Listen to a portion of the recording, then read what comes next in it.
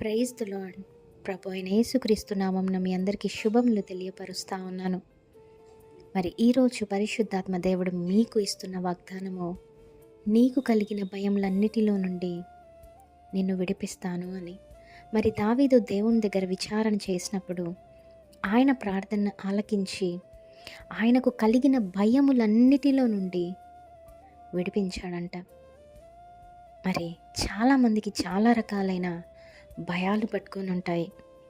కొంతమందికేమో age అయిపోతుంది, పెళ్ళెప్పుడవుతుంది, మరి పెళ్ళై చాలా సంవత్సరాలైంది, సంతానం ఎప్పుడు కలుగుతుంది, నా భార్య నన్ను విడిచిపెడుతుందేమో, నా భర్త నన్ను విడిచిపెడతా ఉన్నాడేమో, లేదా అనుమానం అనే ఫియర్. మరి కోర్టు సమస్యల్లో ఉన్నవారు ఇంకా నేను గెలవనేమో, నేను ఓడిపోతానేమో.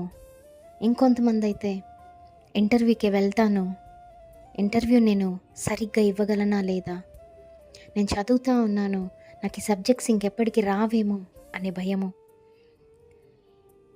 మరి ఎక్కడన్నా ఒక చావు వార్త వింటే కొంతమందికి భయం పడుతుంది. అమ్మో, నా కుటుంబంలో కూడా ఇటువంటి చావు కలుగుతుందేమో, నేను కూడా ఈ విధంగా చనిపోతానేమో, నాకు కూడా ఇటువంటి అనారోగ్యం కలుగుతుందేమో. సో అనేక విధములైన భయాలు ప్రతి మనిషిలోనూ చాలా వరకు ఏలుబడి చేస్తూ ఉంటుంది. దాన్నే స్పిరిట్ ఆఫ్ ఫియర్ అంటారు. మరి పౌలు భక్తుడు తిమోతి గారితో అంటారు, 2వ పత్రిక తిమోతిలో, మరి దేవుడు మనకిచ్చింది ప్రేమ, ఇంద్రియ నిగ్రహము గల శక్తి. మరి శక్తిని దేవుడిచ్చాడు. మరి దేవుడు స్పిరిట్ ఆఫ్ ఫియర్ని ఇవ్వలేదు, కానీ స్పిరిట్ ఆఫ్ పవర్ని ఇచ్చాడు, లవ్ని ఇచ్చాడు, సెల్ఫ్ కంట్రోల్ని ఇచ్చాడు, మరి పర్సనల్ డిసిప్లిన్ ఇచ్చాడు దేవుడు మనకి.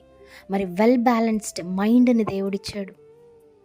ఎప్పుడైతే నిన్ను నన్ను స్పిరిట్ ఆఫ్ ఫియర్ అంటే ఈ యొక్క భయము అనే దురాత్మ నిన్ను నన్ను ఏలుబడి చేస్తున్నప్పటికీ, లేదా చేస్తున్నంత వరకు కూడా ఏ భయంలో నుండి మనల్ని విడిపించలేవండి.